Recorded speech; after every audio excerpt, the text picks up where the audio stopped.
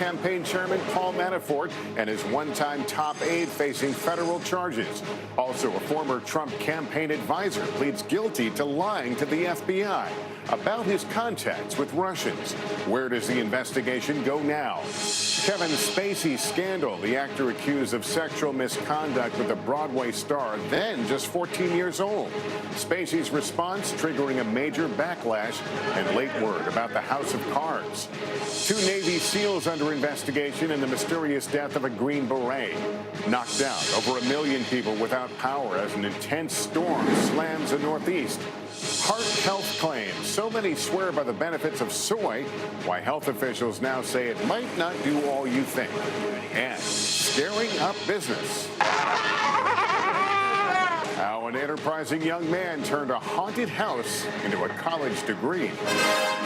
This is NBC Nightly News with Lester Holt. Good evening. Nice to have you with us on this Monday. The first shoes dropped today in the federal investigation surrounding the Trump campaign and whether there was collusion with Russia. The indictments of former campaign chairman Paul Manafort and his right-hand man Rick Gates centering on allegations of money laundering and tax fraud and not on their roles in the campaign. At the end of the day, it may be the separate plea bargain deal made public today between the feds and a former Trump campaign advisor that gets us closer to the heart of the Russia influence question. Our justice correspondent Pete Williams has details. Paul Manafort, former Trump campaign chairman, is now a criminal defendant, accused of hiding millions in foreign consulting fees to avoid paying taxes and failing to register as a foreign lobbyist. Robert Mueller's prosecutors say Manafort and his business partner and right-hand man in the campaign, Rick Gates, earned more than $75 million from 2006 to 2015 lobbying for Viktor Yanukovych, the former president of Ukraine, Vladimir Putin's man in that position, but put the money in banks on island nations outside the U.S. to hide it from the government. But the indictment says nothing about Manafort's role in the Trump campaign. His lawyer angrily calls the charges ridiculous. Well, I think you all saw today that President Donald Trump was correct.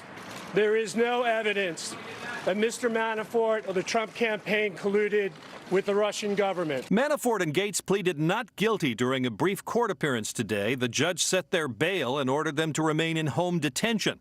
Prosecutors say Manafort spent some of his millions on 4 homes in Manhattan, Brooklyn, Long Island, as well as in suburban Washington, D.C., and accuse him of spending $900,000 for antique rugs, nearly $1.4 million on clothes, and more than $7.6 million in home improvements. Legal experts say the charges could persuade both men to help with Mueller's investigation of Russian interference in the election. These defendants are looking at decades in prison, so there's a tremendous incentive for them to come to prosecutors and say, we'd like to cooperate. And at a surprise, potentially more important, we learned today that a Trump campaign volunteer advisor, George Papadopoulos, has admitted that he was in touch with Russians during the campaign, who said they had Kremlin contacts and could offer, quote, dirt on Hillary Clinton, including thousands of emails. It reveals that a Trump campaign advisor was communicating with well-connected Russians who were offering him dirt on Hillary Clinton, including emails as far back as April 2016. That's well before we knew that the Russians had hacked the Democrats. Prosecutors revealed today that he was arrested 3 months ago at Dulles Airport and has been cooperating with Mueller's investigators ever since. He pleaded guilty 3 weeks ago, admitting he lied to the FBI by denying that he was involved with the campaign when he communicated with the Russians, who wanted to set up a meeting between Trump and Vladimir Putin during the campaign, which never happened. Court documents say a campaign official forwarded one of his emails indicating that the campaign was aware of what he was doing. Law enforcement officials say that campaign official was Paul Manafort. A spokesman for Rick Gates says tonight that he welcomes the opportunity to confront the charges in court. Lester. Pete, 2 indictments and then a plea deal. What does this say about how Mueller is going to play all this going forward? Well, this is a very aggressive indictment against Paul Manafort. His lawyer was right today when he said that the Justice Department rarely prosecutes somebody for failing to register as a foreign lobbyist. And this is apparently just the beginning. Based on everything we've heard about Robert Mueller's team, it's likely that there are more charges coming against Paul Manafort, Lester. All right, Pete Williams tonight. Thank you.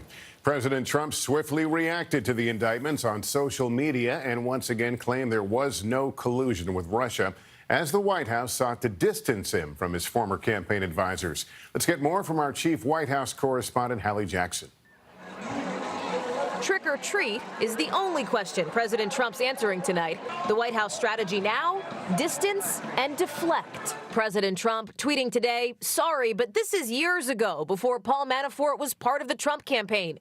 But why aren't crooked Hillary and the Dems the focus? Today's announcement has nothing to do with the president, has nothing to do with the president's campaign or campaign activity. Sanders is correct that Paul Manafort's indictment never explicitly mentions the Trump campaign, but it does accuse him and Rick Gates of misleading the government, a felony, even after they joined Team Trump in spring 2016. Paul Manafort has done an amazing job. As for George Papadopoulos, his plea agreement directly relates to his work for the campaign, a role the White House today tried to downplay as limited.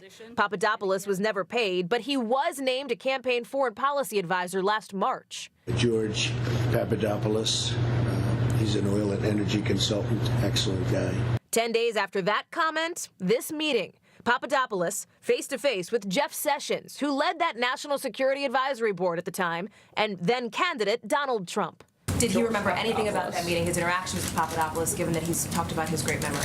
I don't believe that he went into detail about the meeting itself. He remembers it taking place, but we didn't go into anything beyond that or any specifics. The Papadopoulos plea, the clearest link yet between the special counsel investigation and the Trump campaign.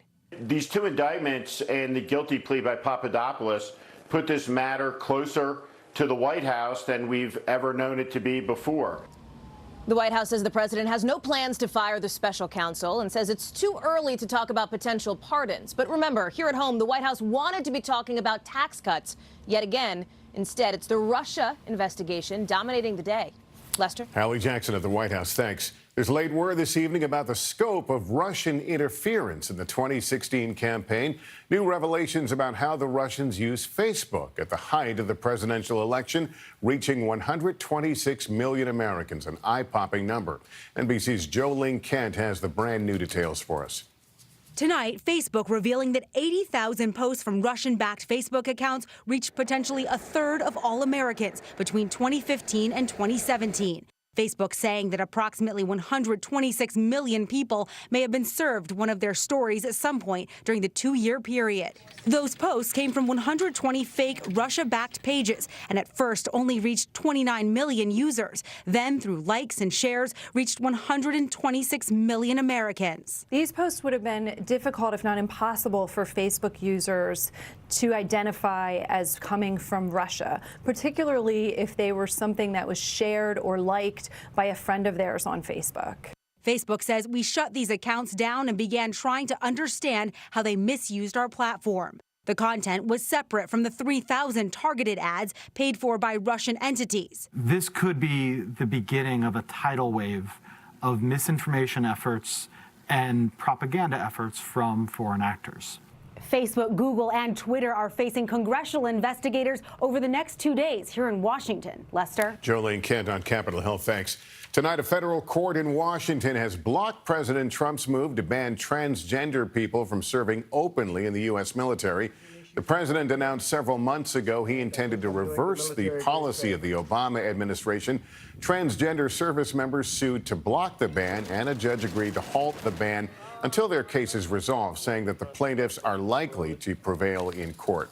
Tonight, there is a scandal swirling around actor Kevin Spacey, the Hollywood star accused by a fellow actor of sexual misconduct. Spacey allegedly forced himself on a future Broadway star, Anthony Rapp, when Rapp was just 14 years old.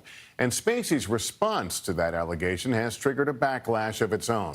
We get details from NBC News senior national correspondent Kate Snow. I will not. The show Kevin Spacey is best known for, House of Cards, will end after a 6th season, Netflix announced today. The two companies behind the hit show said in a statement they are deeply troubled by the new allegations against Spacey and that executives met this afternoon with cast and crew to ensure that they continue to feel safe and supported. Kevin Spacey was a 26-year-old on Broadway when a 14-year-old boy, also appearing on Broadway, told BuzzFeed Spacey invited him to a party at his apartment. He picked me up like a groom picks up the bride over the threshold, actor Anthony Rapp said, and then he lays down on top of me. Rapp, who's best known for Rent and now on Star Trek Discovery, told NBC News he came forward now, standing on the shoulders of the many courageous women and men who've been speaking out.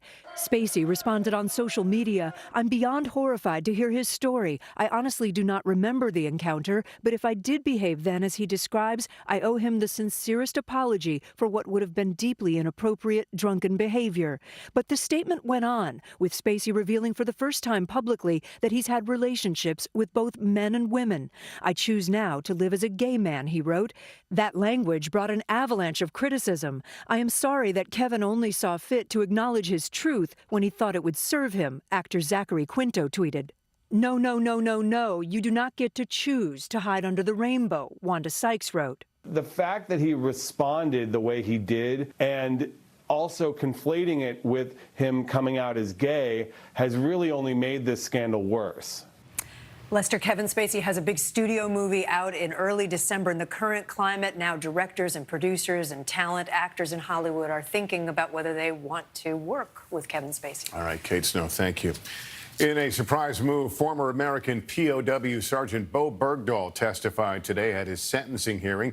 He broke down on the stand, apologizing to military personnel who were wounded while searching for him after he left his post in Afghanistan in 2009, saying he never intended anyone to get hurt. Bergdahl was captured by the Taliban and held captive 5 years. He has pleaded guilty to desertion and misbehavior before the enemy. He faces up to life in prison. Tonight, the Navy is investigating the mysterious death of a Green Beret found strangled while on assignment in the West African nation of Mali. And under scrutiny are 2 Navy SEALs. Investigators trying to determine if an American soldier was killed by 2 fellow service members. It's a highly unusual case, and our Pentagon correspondent Hans Nichols has details. Tonight, the mysterious death of 34-year-old Army Staff Sergeant Logan Melgar taking a stunning turn.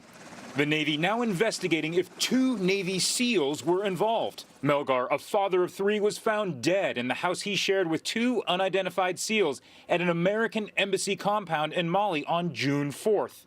The likely cause of death, according to military officials, strangulation, investigated as a homicide. The Navy Criminal Investigative Service declined to discuss an open case. According to the New York Times, the 2 SEALs are members of SEAL Team 6, the elite unit that killed Osama bin Laden.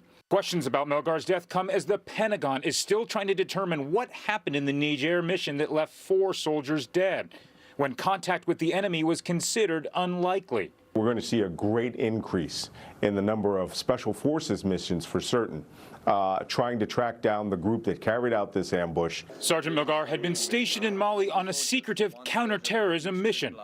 And late word tonight of yet another mission in Africa. A key suspect in the 2012 deadly attacks on the U.S. compound in Benghazi has been captured by Navy SEALs. He's being taken to the U.S., where he'll face trial. Lester? Hans Nichols of the Pentagon, thank you. Tonight, power crews are working quickly to restore power after an intense storm rolled through the Northeast, leaving over 1 million homes and businesses in the dark.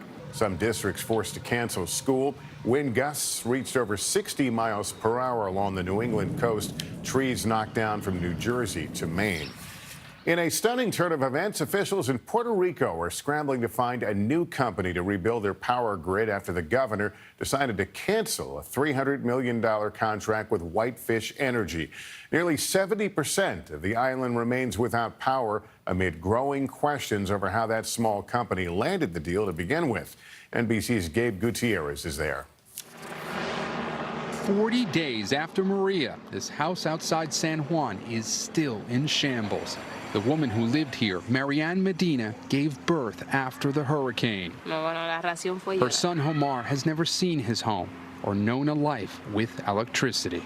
Now, Governor Ricardo Rosselló is choosing to scrap the island's controversial contract with Whitefish Energy amid audits and congressional investigations. It had become a significant distraction But replacing whitefish could delay power restoration by 10 to 12 weeks. Rosselló is blasting the Army Corps of Engineers for what he calls a lack of urgency. That's why the mutual aid assistance from the state of New York and from the state of Florida are going to be critical. Critics of the whitefish deal, like San Juan's mayor, are asking why mutual aid wasn't brought in sooner instead of rushing a $300 million contract.